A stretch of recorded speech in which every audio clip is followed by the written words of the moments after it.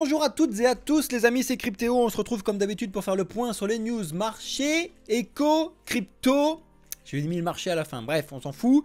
Bienvenue à vous les amis, c'est effectivement le bazar en ce moment, que ce soit dans le monde, mais sur les marchés traditionnels et sur les marchés crypto et sur l'or. Bon, c'est le marché, c'est le bazar partout.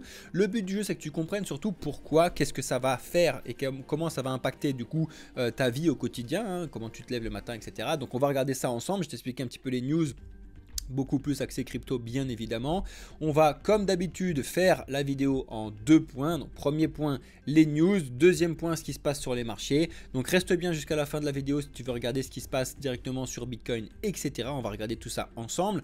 N'hésitez pas à lâcher un like dès le début de la vidéo, c'est le meilleur soutien que vous puissiez nous faire. Si jamais il y avait autant de personnes qui regardent nos vidéos que ce qu'on avait de likes, ce serait vraiment incroyable pour le projet. Ça ferait beaucoup de gens qui puissent un petit peu se renseigner sur ce qu'on fait et ce qu'on vous propose. Tous les jours on vous fait des vidéos, vous avez bien évidemment tout ça sur notre chaîne. J'en profite aussi pour vous dire qu'on a lancé notre e-book qui est gratuit, vous avez tous les liens dans la description comme d'habitude. Venez regarder notre site internet, vous verrez qu'on est une société, on est plusieurs à travailler dessus, on est doxé, on est présenté, etc.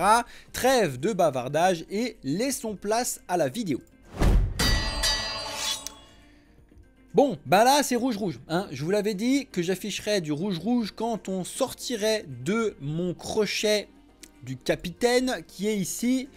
Là on est sorti vers le bas, donc c'est rouge. Si on était sorti vers le haut, je vous aurais mis un vert. Pour l'instant c'est rouge. On va voir comment va se comporter le marché justement sur la zone des 60 000 qui historiquement et du coup techniquement et psychologiquement peut faire barrage aux vendeurs. On va regarder ça ensemble. En tout cas normalement ça pourrait faire au moins une petite pause. C'est ce qu'on est en train de voir en direct live.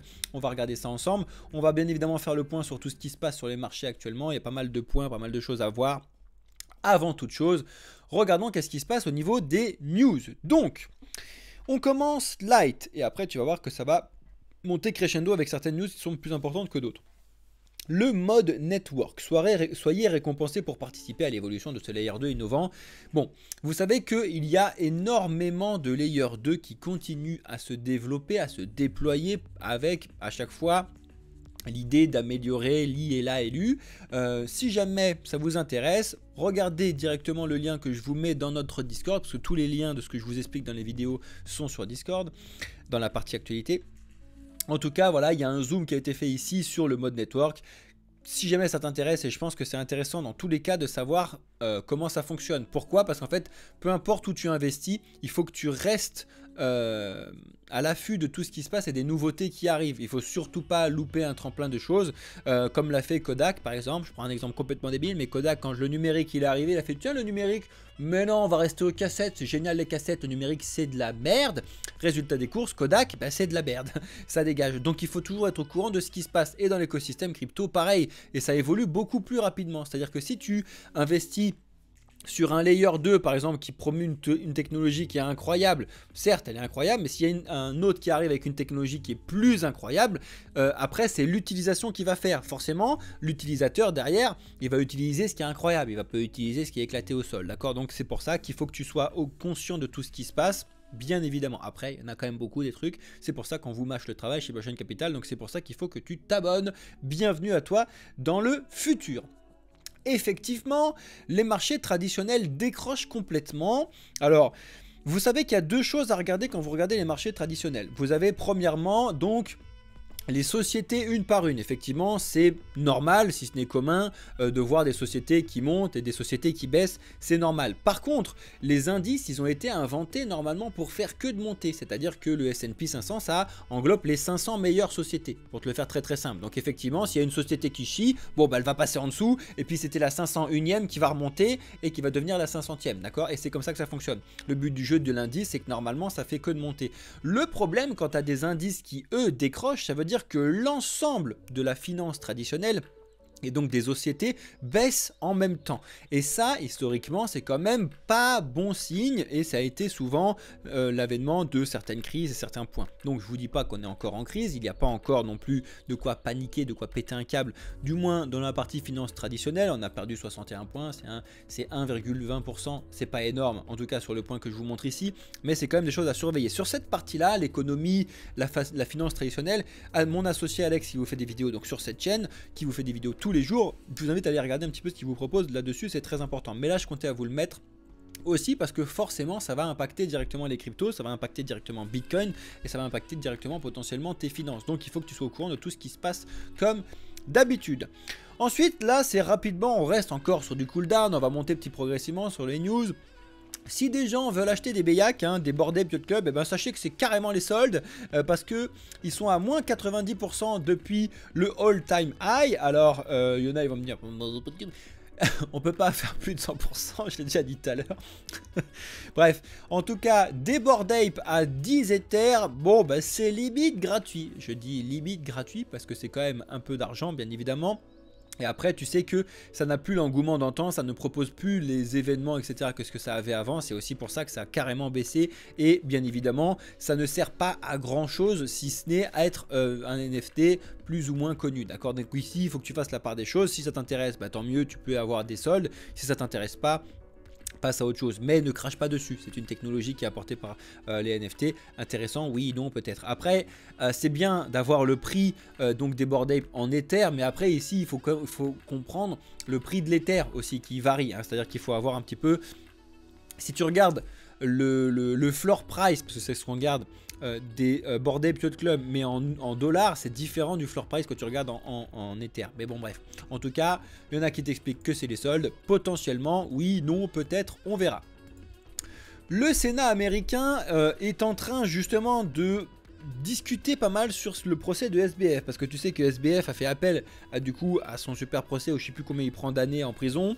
Il n'a pas du tout envie de ce truc là, donc à chaque fois qu'il y a appel ça remet à zéro et du coup bah, il risque potentiellement de prendre plus ou alors peut-être qu'il va avoir la chance de prendre un peu moins. En tout cas c'est vraiment pas mal de choses qui se passent là-dessus et encore beaucoup de rétroactions. Il y a pas mal de gens qui se posent la question, bon finalement qu'est-ce qu'on savait ? Est-ce qu'on aurait pu le voir venir? Est-ce qu'il ne faut pas mettre en place des réglementations pour que ça n'arrive jamais? Est-ce qu'il faut lui taper dessus grave, justement pour que ce soit un très bon exemple, pour que personne n'ait envie de le faire, quitte à taper plus fort que ce qu'on devrait pour ce type de truc? Bref, c'est des questions qui sont en train de se poser aux États-Unis et il y a vraiment pas mal de choses, en tout cas, qui se passent sur ce procès-là, sur un truc qui est arrivé en novembre 2022. Mais bon, tu sais comment fonctionne la justice, ça prend 3 milliards d'années. Alors...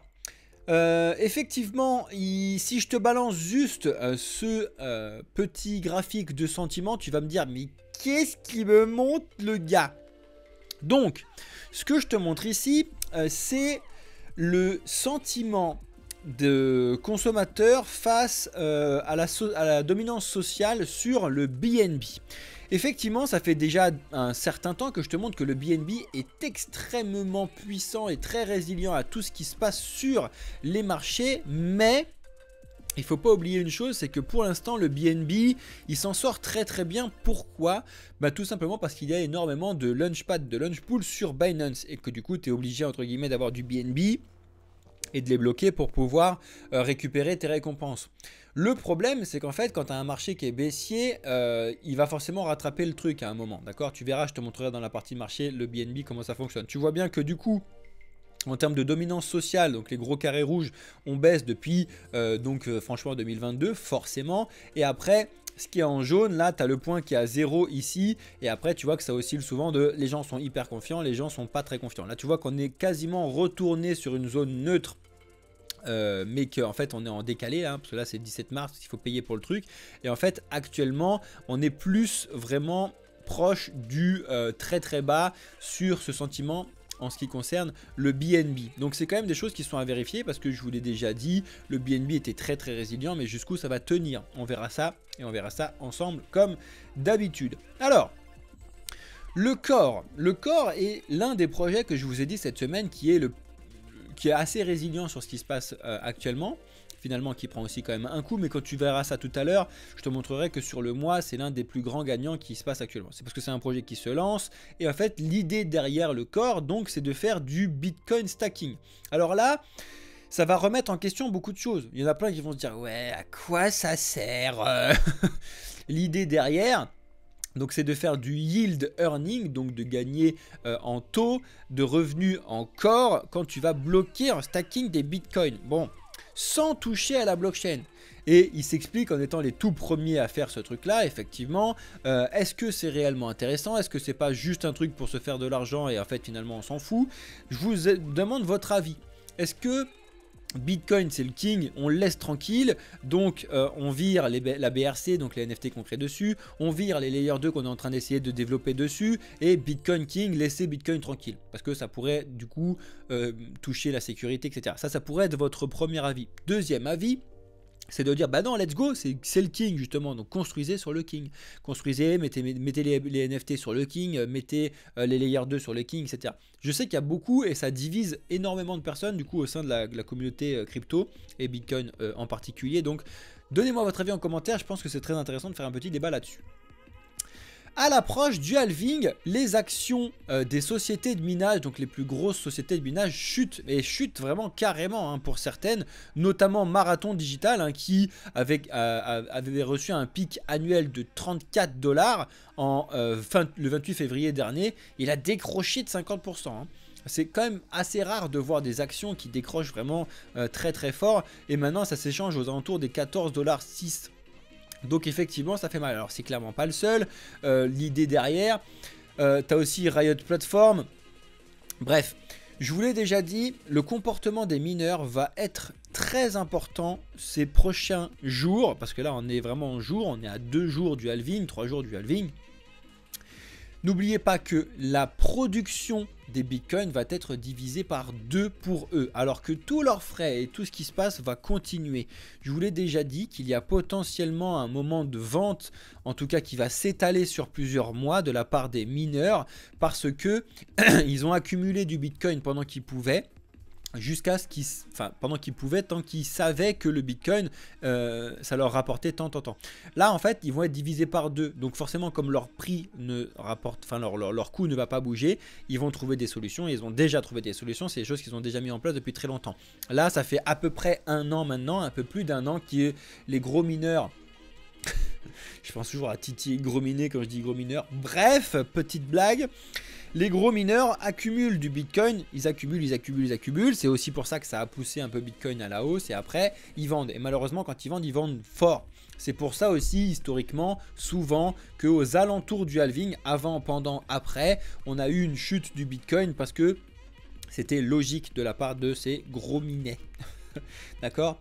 On continue. Avec Tesla, alors là tu vas me dire, mais qu'est-ce qui me parle? C'est pas des cryptos, mais oui, mais quand même, tu sais que Elon Musk, Tesla, etc., c'est plus ou moins proche. Mais effectivement, Tesla, ils sont en grande difficulté actuellement, et il y a un mémo qui a été fait, qui a été envoyé aux employés, parce qu'en fait, il va vraiment faire du ménage en termes de travail, de gens qui travaillent chez Tesla, Elon Musk, parce qu'ils sont dans la panade actuellement. Franchement, c'est plus ou moins normal. Je soupçonne comme beaucoup Elon Musk d'attendre le meilleur moment pour exploser le marché. Mais il y a un monde qui va arriver, je pense, quand on va pouvoir résoudre un petit peu les problèmes qui sont liés au taux des banquiers centraux. Quand il va y avoir un peu plus de taux et que du coup le monsieur et madame tout le monde auront plus d'argent à investir, Elon Musk il va arriver et va dire, bon, j'ai des voitures connectées, j'ai des satellites connectés, je peux aller dans l'espace, je peux faire tout ce que je veux. Du coup, je vais vous sortir un téléphone qui va tout casser sur le marché. Il y a de fortes chances qu'il le fasse. Et il va dire, de toute façon, moi je fonctionne en satellite, donc vous oubliez vos trucs d'antenne de merde où vous n'avez jamais de réseau et c'est le bordel. Avec moi, vous aurez le réseau satellite. On ne peut pas faire mieux que ce type d'annonce. Et là, mais les opérateurs, mais salut, c'est ciao les amis. Ça dégage. Je ne vois pas de quel monde tu n'iras pas chez un opérateur tel qu'Elon Musk quand tu sais que ce sera satellitaire et que ça fonctionnera tout le temps, partout, n'importe quand. Ce sera incroyable. Et je pense que ça va relancer pas mal de choses quand il va l'annoncer. En tout cas, c'est un truc, on est plusieurs là-dessus à penser qu'il est en train de travailler sur ce point-là. Bref, est-ce qu'il mettra des cryptos dedans? Est-ce qu'on pourra l'acheter en crypto ou pas? On verra bien. En tout cas, voilà, vraiment beaucoup de suppression d'emplois et ça touche directement les principaux marchés parce que c'est quand même une très très grosse société. On a un gros rapport qui a été posté par Bybit, d'accord? Et selon Bybit, il s'inquiète à ne plus avoir, pour les exchanges en général, donc pas que Bybit, il s'inquiète à ne plus avoir en stock assez de Bitcoin pour pouvoir subvenir à la demande, d'accord? Donc, c'est pas grave, c'est même bien. C'est-à-dire historiquement ce qui s'est passé, c'est-à-dire que quand il n'y a plus de Bitcoin qui sont possibles, c'est-à-dire que si tu veux acheter du Bitcoin mais qu'il y en a beaucoup moins que tu peux acheter, eh ben, le prix va monter à mort. Donc c'est pour ça que potentiellement ce sera une très bonne nouvelle. Effectivement, tu le vois, il y a de moins en moins de Bitcoin qui sont disponibles sur la plateforme et en général c'est l'effet inverse du Bitcoin qui monte, d'accord? Tu le sais. Historiquement, quand les bitcoins vont sur les plateformes, c'est en général pour être vendus et donc du coup c'est un effet à la vente, et à l'inverse, quand on les retire des plateformes, c'est pour pouvoir les garder sur le long terme. C'est souvent un truc qui fonctionne très très bien avec Bitcoin parce que les gens qui sont sur Bitcoin en général le gardent sur longtemps, le long terme. D'ailleurs, il y en a beaucoup qui sont là, qui rentrent dans les cryptos, qui font un gros coup sur une petite crypto et qui hop, ils vont la changer en Bitcoin. Parce que ça, après sur le long terme, ça va être très très bien. D'accord? C'est plus safe que certains stablecoins, ce genre de choses. Ok? On continue avec Rune. Donc, c'est pour continuer sur les projets qui sont controversés sur Bitcoin. Effectivement, le projet de Rune est donc de créer des tokens fongibles et non fongibles sur Bitcoin. De créer, des tokens fongibles plutôt, donc de créer, parce que les tokens non fongibles c'est la BRC20, bref, de créer des meme coins, de créer des utility tokens, etc. De créer plein de choses directement sur Bitcoin, un peu comme on l'a fait avec Ether, avec donc les meme coins que tu as vu, et avec les utility tokens, donc les tokens qui sont là sur certains jeux, certaines applications, certains développements. Est-ce que c'est un truc qui va être intéressant à faire sur Bitcoin? Est-ce que c'est quelque chose qui est un danger pour Bitcoin?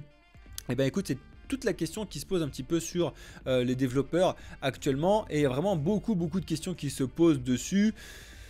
Franchement, on verra. En tout cas, Léonidas, c'est un très gros, il vous a fait un trade là-dessus. Si jamais ça vous intéresse, vous avez tous les liens dans le Discord comme d'habitude.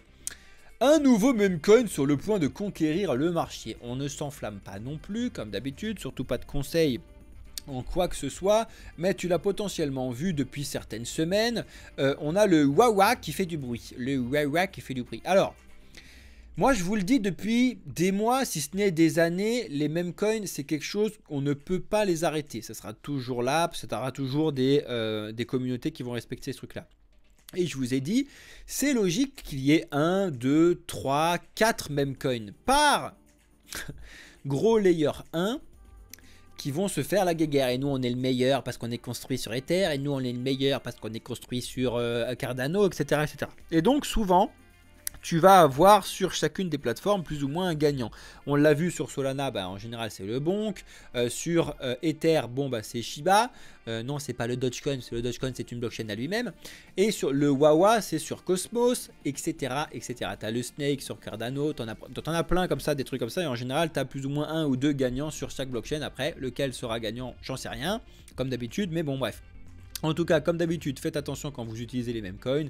Celui-là, il essaye de faire un truc en mettant du POS, en faisant un réel projet derrière, pas juste un meme coin. Vraiment, ils ont fait un développement de blockchain avec du stacking, etc. Intéressant ou pas, faites-vous votre propre avis. Comme d'habitude, c'est ça qui sera important. Le français Usual lève 7 millions avec son stablecoin USDO. Alors, plusieurs informations là-dessus. Un nouveau stablecoin axé sur le dollar. Bon, là on commence à en avoir quelques-uns, très bien, pourquoi pas.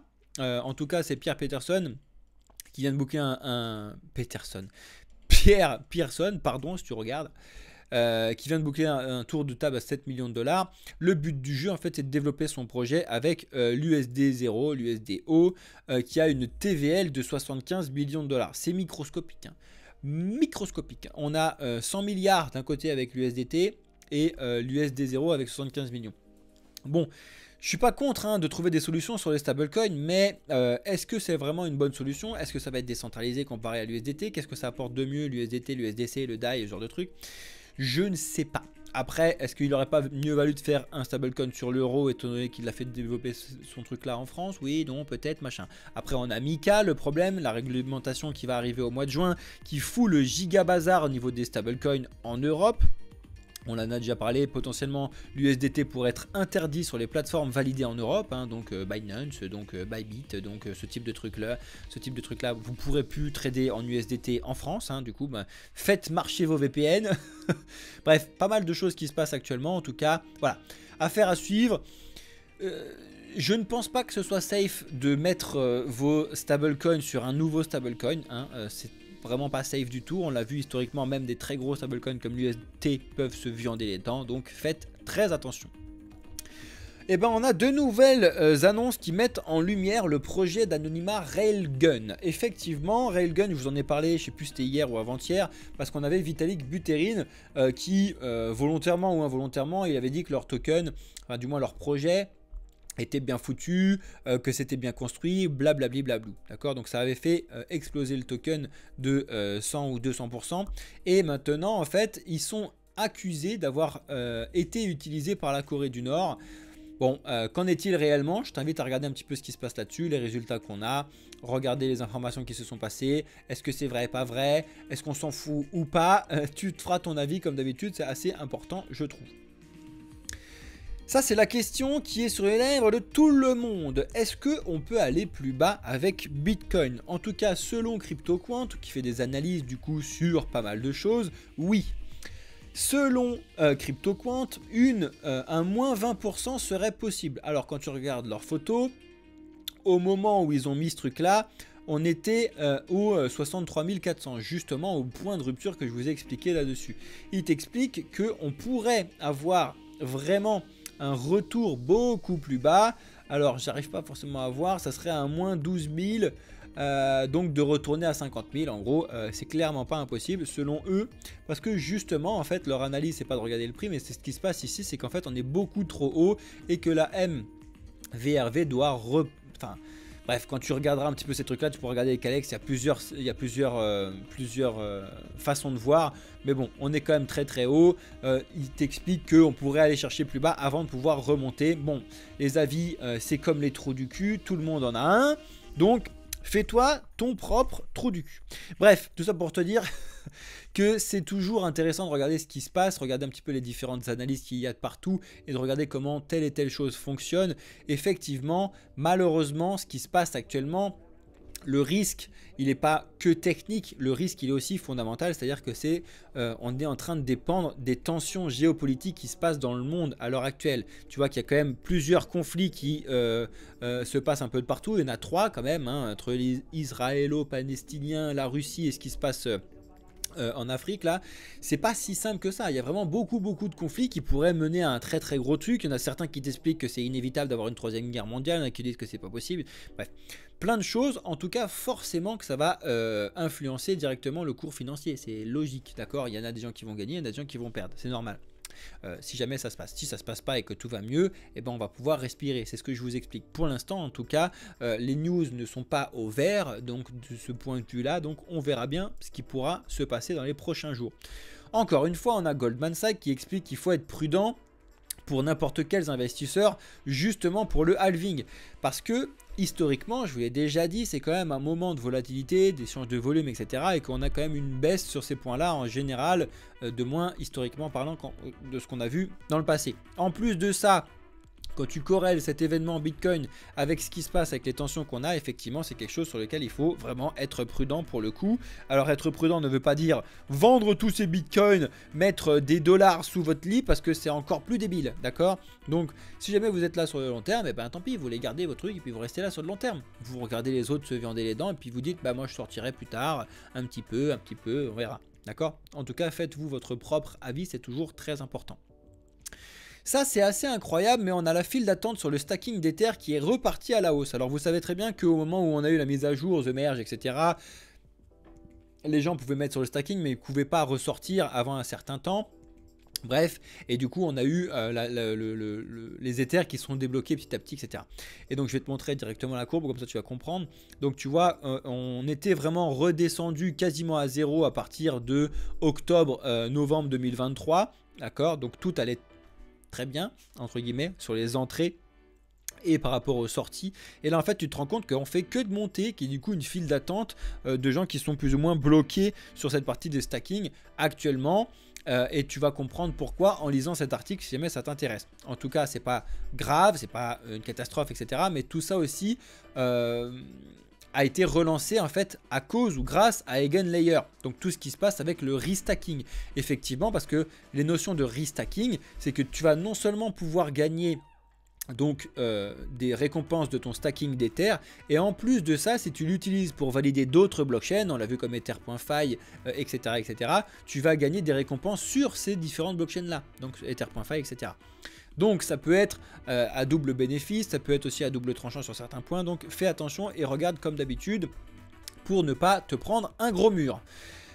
Finance et blockchain, le début d'une nouvelle ère. Effectivement, tu sais qu'on avait la PBW, donc la Paris Blockchain Week en ce moment, et à côté de ça, on avait un événement, une conférence Finance et blockchain, le début de nouvelle ère, qui a réuni certains acteurs clés, hein, donc la sous-secrétaire d'État chargée numérique et certaines personnes là-dessus. Donc voilà, ils ont parlé, ils ont discuté de certains points. Si tu veux regarder un petit peu ce qui se passe, il n'y a pas eu des grosses dingueries non plus hein, qui sont sorties. Il faut bien évidemment se calmer. Tout le monde dit que c'est l'avenir, en gros. Voilà, c'est l'avenir, c'est l'avenir, c'est l'avenir. Bon, très bien. Pas besoin de tous vous réunir pour dire que c'est l'avenir, hein. On le sait tous.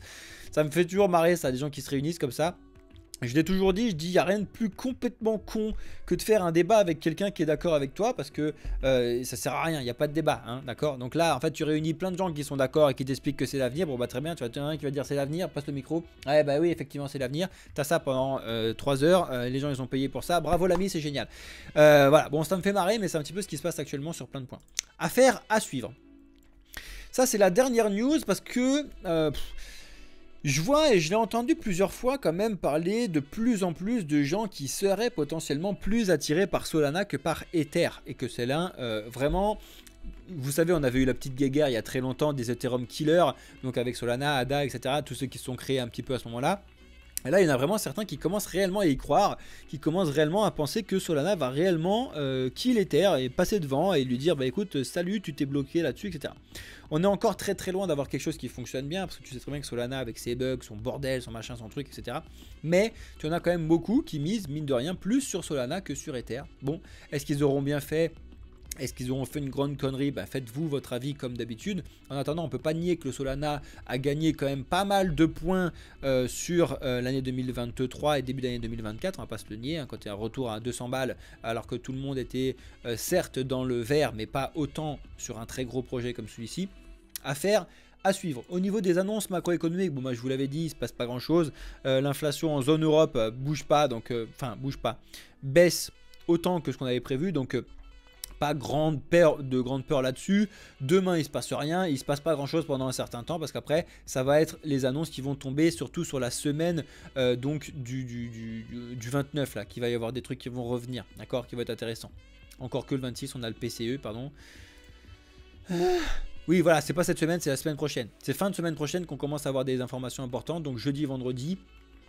Le GDP, ça va être quand même important, mais ça va être surtout très très important de regarder le indice PCE, de savoir si il monte, si il baisse, et on va voir et on va pouvoir tenir des conséquences un petit peu de ce qui va se passer à ce moment-là. En attendant, sur les cryptos, où on en est actuellement? Eh ben, on est sur un rouge-rouge pour l'instant, et je vais t'expliquer pourquoi. Même si tu vois que par rapport aux données de 24 heures, tu en as certains qui s'en sortent un petit peu mieux et qui respirent un petit peu mieux. On verra bien ce qui va se passer, mais j'ai envie de te dire aussi que les altcoins s'étaient tellement pété les dents quand Bitcoin avait perdu 15% et les autres des altcoins ont perdu 40%. C'est un petit peu normal qu'il y en ait certains qui se disent bon, Bitcoin, quand tu auras perdu 40%, tu nous rejoindras, on verra. J'adore faire des trucs comme ça, bref. Pour l'instant, il y en a qui souffrent un peu moins, mais il y en a quand même qui souffrent énormément. Donc on va regarder ça ensemble. Bien évidemment, il va vraiment falloir surveiller ce qui se passe sur les prochains jours là, mais pour l'instant en tout cas, on vient de valider un retour à la baisse et plus ou moins une tendance à la baisse, d'accord? Pour l'instant, je dis bien pour l'instant, on verra, mais tu vois bien que les plus hauts sont de plus en plus bas, les plus bas sont de plus en plus bas. Donc c'est vraiment une tendance à la baisse. Et là, on vient de clôturer tout à l'heure les 4 heures bien en dessous des 63 200. Je vous avais dit, on est en bleu tant qu'on reste entre mon truc bleu, donc entre 63 et 73. Et si on casse à la baisse, je vous mettrai du rouge. Si on casse à la hausse, je vous mettrai du vert. On a cassé à la baisse, donc forcément, je vous mets du rouge. Par contre, les 60 000 sont quand même une zone psychologique, d'accord? On le voit là, on est venu s'écraser dessus. Et depuis, on a une bougie qui est très hésitante. Tiens, on repart, tiens, on le casse, qu'est-ce qu'on fait? Donc il va falloir déjà vérifier cette bougie. Il y a quand même des chances qu'on reste bloqué plus ou moins à 60 000. Potentiellement, on peut aller revalider les 63 avant de rebaisser, ou alors tout simplement on peut casser et on verra bien ce qui se passe. En attendant, les annonces qui ont été faites et les études qui ont été postées un petit peu de partout, c'était de perdre à nouveau 20%, et du coup les 20% c'était de retourner sur la zone psychologique ultra puissante des 50 000.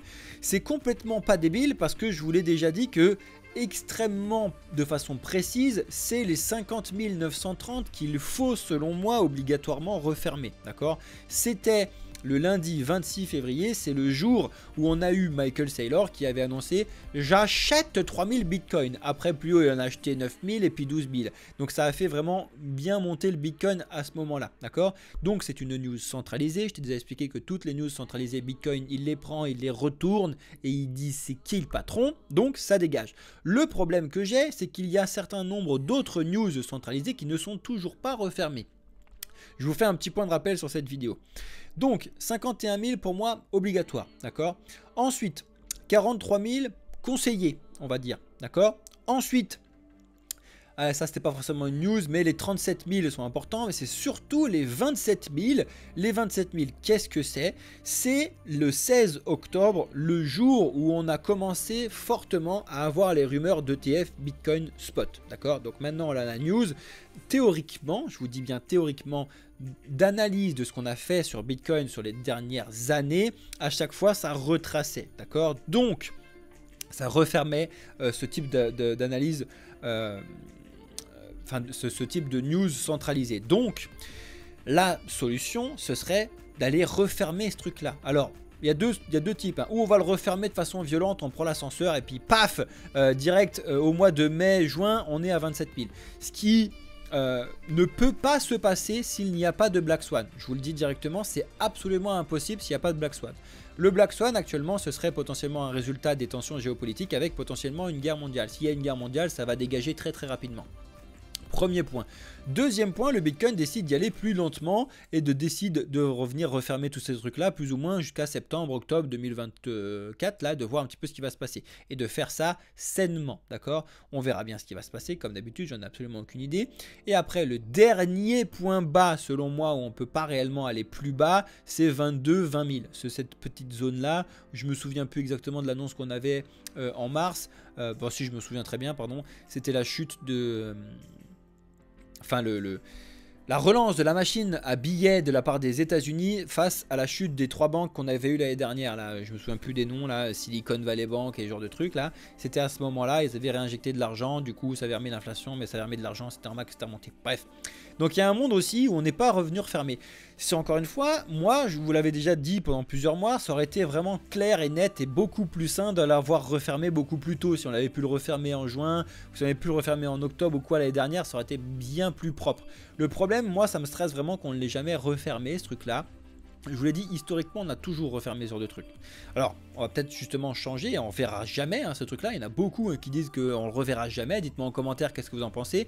Moi, je vous dis pas que ça va se passer ou pas. Je vous dis juste que c'est quelque chose qui reste au coin de ma tête, que c'est pas impossible, d'accord. Donc j'évolue en fonction de savoir que c'est pas complètement impossible. C'est, selon moi, encore une fois, absolument impossible s'il n'y a pas de Black Swan. Je vous le répète, hein, d'accord. Ça, c'est uniquement s'il y a un Black Swan. 27 aussi. Affaire à suivre. Déjà, on n'en est pas là. Déjà, on va voir et surveiller de très près ce qui se passe actuellement. Mais vraiment, les 51 000, là, pour moi, il faut aller les refermer. Alors, est-ce qu'on va le refermer après-demain là, et que du coup, on va faire vraiment un rouge hyper violent? Est-ce qu'on va prendre 2 semaines, un mois, etc. On verra bien ce qui va se passer. En attendant, c'est très important. Il y a souvent vous posez la question, et là je vous le répète, enfin je vous vois la question en commentaire, c'est quoi refermer un gap? Alors, les gaps, on les a pas réellement dans l'écosystème crypto, parce que vous savez que Bitcoin il est coté H24 comparé à la finance traditionnelle, mais la finance traditionnelle tu peux le voir très souvent, il y a des fois des gaps d'ouverture, c'est-à-dire qu'en fait il y a des gens qui vont prendre des positions entre guillemets avant l'ouverture, donc en pré-market, etc. Et du coup le marché, il va remettre tout ça à jour et du coup, il va ouvrir à telle valeur. Et des fois, bah, ça se passe entre guillemets bien et on réouvre à la valeur où on a plus ou moins clôturé la veille. Ou alors, des fois, tu as des gigas décalage. Souvent, c'était les week-ends, etc. Et historiquement, 99% du temps, 90% du temps, ces gaps-là, ils sont faits pour être refermés. Un gap, c'est fait pour être refermé. On va rechercher la liquidité, puis après, on repart. Encore une fois, c'est des points techniques qu'on vous apprend en trading sur deux trucs. C'est pas du tout des sources viables. Surtout que ça dépend comment ça se passe. Parce que tu vois, par exemple, le gars qui dit tiens, on va refermer 22, d'accord, ici, là. Donc il s'est dit, il a pris un short à 27, bah, je peux te dire que ça fait longtemps qu'il est sorti de son short à 27. Ou alors, son margin call, là, il est en train de souffrir. Tu vois ce que je veux dire? Donc, même s'il a raison là, eh ben, il va perdre énormément d'argent. Même s'il a raison là, il va perdre énormément d'argent. Le gars qui a raison ici, d'accord, qui a short à 73 000 et qui met un TP à 22 000, ça n'existe pas, d'accord? Ça n'existe pas. Il n'y a personne dans le monde, personne, qui a mis un short à 73 300 et qui va prendre potentiellement un bénéfice à 22 000. Ça n'existe pas, d'accord? Ok, c'est normal. Il y a ce mec là, peut-être qu'il a pris un short, il l'a remis là, il a peut-être repris un long, on s'en fout, d'accord? C'est pas le but du jeu. Mais c'est pour t'expliquer que c'est pour ça que on a des marchés dans ces sens-là, c'est qu'en fait, on va virer petit à petit les gens qui font ce genre de trucs et après on ira sans eux entre guillemets, on ira en décalé, d'accord? C'est un petit peu ce genre de point. Bref, je voulais vous faire un gros point de rappel sur Bitcoin parce que c'était assez important par rapport à ce qui se passe maintenant.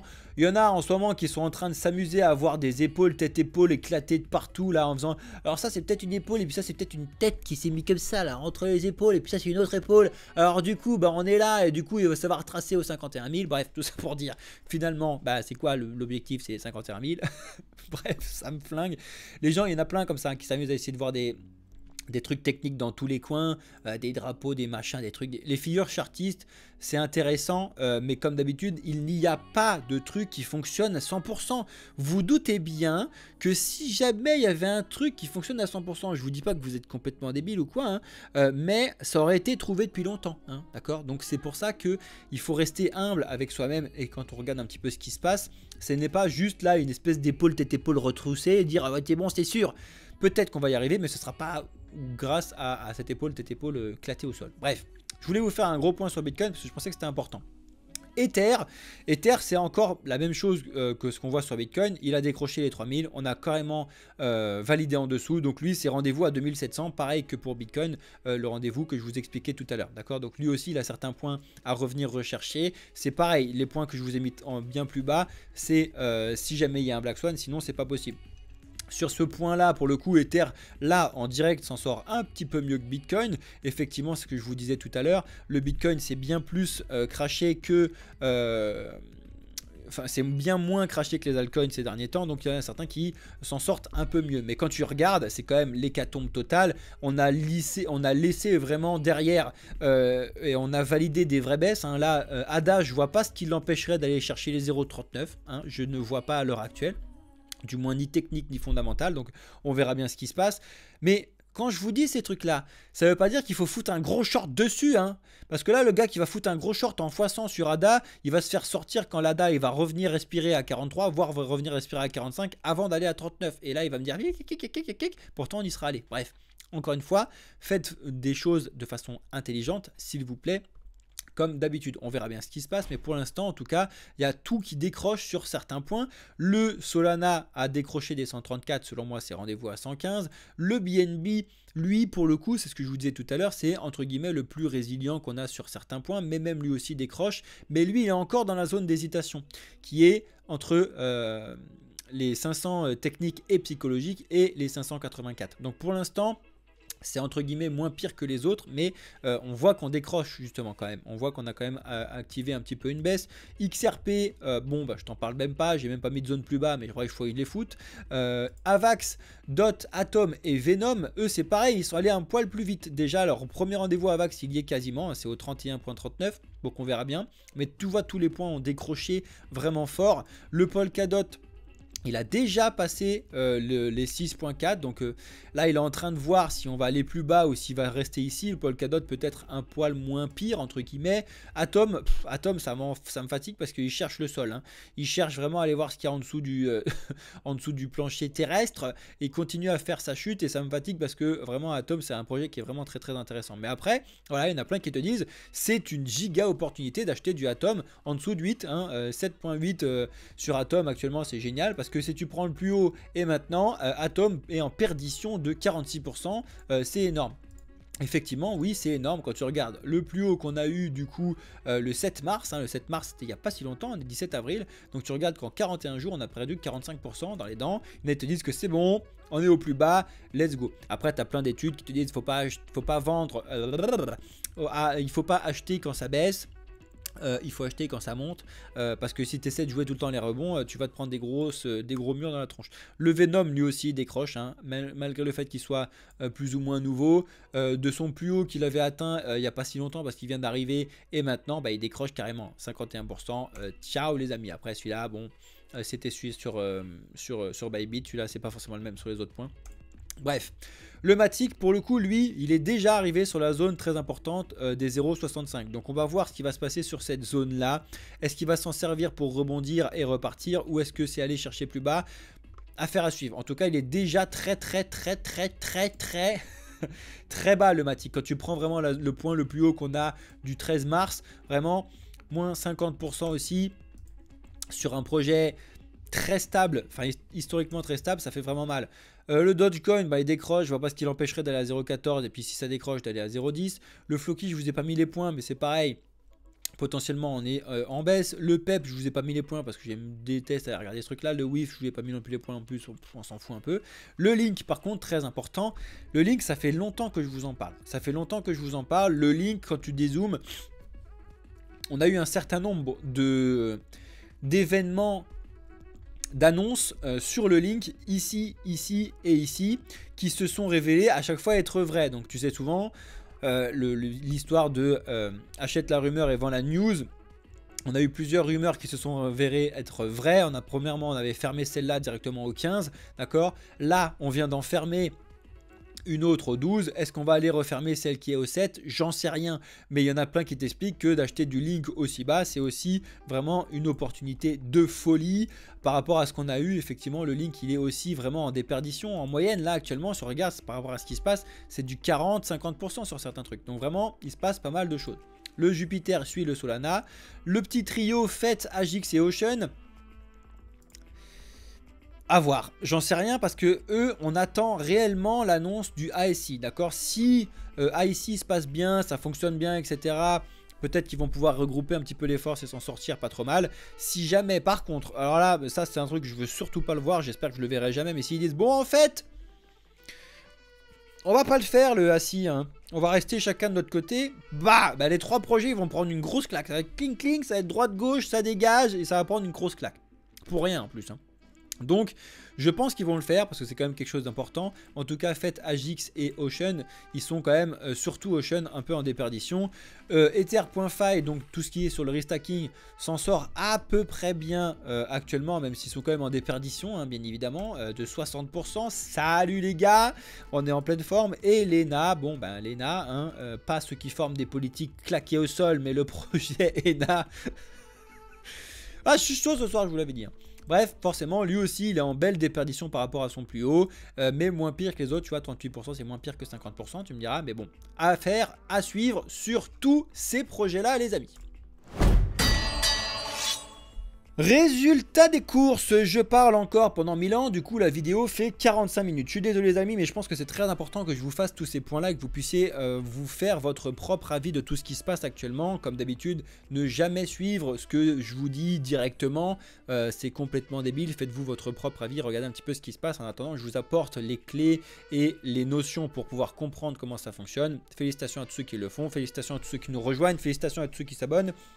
Je vais rester en live avec ceux qui sont sur Twitch et sur TikTok. Tous ceux qui sont sur YouTube, je vous souhaite à toutes et à tous une excellente journée, soirée ou nuit, ça dépend quand est-ce que vous regardez la vidéo. Ciao les amis YouTube.